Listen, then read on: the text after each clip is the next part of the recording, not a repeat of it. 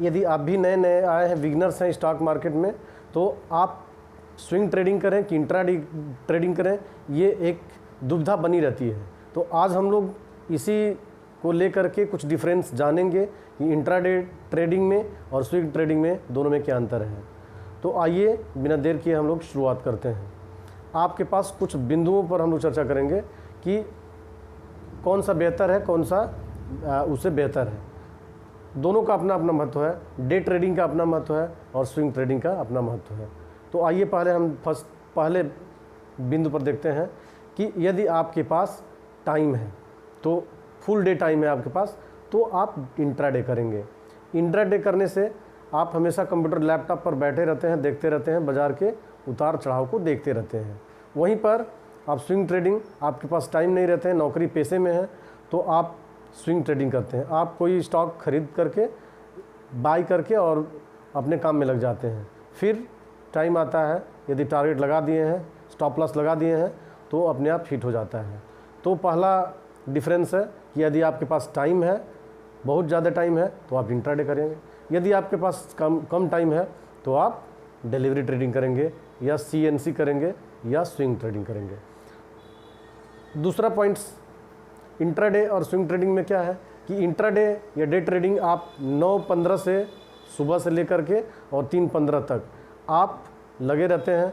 3:15 तक आप इंट्राडे में स्वयं स्क्वायर ऑफ करेंगे, अन्यथा वो खुद ही जो ब्रोकर है वो आपको स्क्वायर ऑफ कर देगा, आपके स्टॉक्स को बेच देगा। तो यह दूसरा पॉइंट है कि आप 9:15 से सुबह से 3:15 तक आप लगे रहते हैं।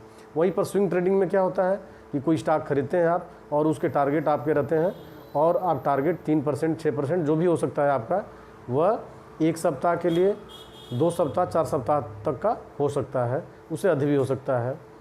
इसके अलावा जो तीसरा पॉइंट है वह है एक्सपीरियंस। आपके पास यदि अधिक एक्सपीरियंस है तो आप इंट्राडे करें।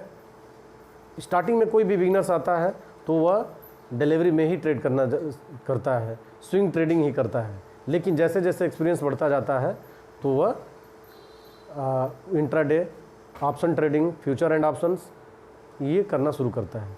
तो यदि बिगनर्स हैं तो आप भी ये बिंदु करता है कि यदि अधिक एक्सपीरियंस है तो आप करते हैं इंट्राडे, यदि कम एक्सपीरियंस है तो आप जाते हैं स्विंग ट्रेडिंग की तरफ। अगला पॉइंट है, यह इंट्राडे रिस्कियर है और स्विंग ट्रेडिंग रिस्की है।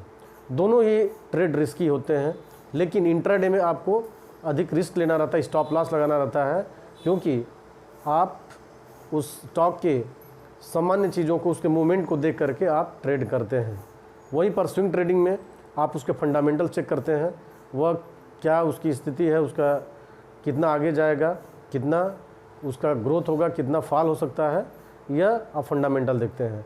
तो कुल मिलाकर के आप स्विंग ट्रेडिंग करते हैं तो रिस्क है, लेकिन अगर आप इंट्राडे करते हैं तो रिस्कियर है, वह आप अधिक रिस्क क्षमता रखते हैं, तो आप करें इंट्राडे। अगला पॉइंट है डिसीजन मेकिंग।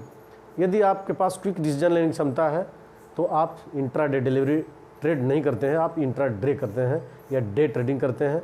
तुरंत ही डिसीजन लेकर के कोई स्टॉक को आप बाय करते हैं या सेल करके आप निकल जाते हैं। वहीं पर अगर डिलीवरी का ट्रेड है तो आप डिसीजन नहीं ले पाते हैं, आप 2 दिन, 4 दिन, 6 दिन छोड़ते हैं, और इस तरीके से आप स्विंग ट्रेडिंग में कम क्विक डिसीजन नहीं, अगर आपकी क्षमता है तो आप स्विंग ट्रेडिंग करें।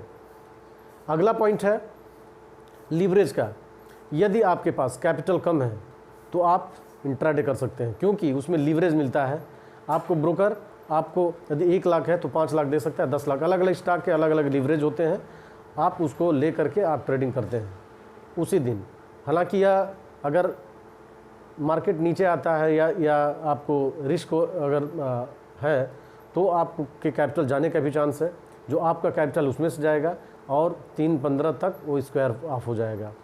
वहीं पर आप स्विंग ट्रेडिंग में कोई लीवरेज नहीं मिलती है, तो आप अपने पैसे से ही ट्रेडिंग करते हैं।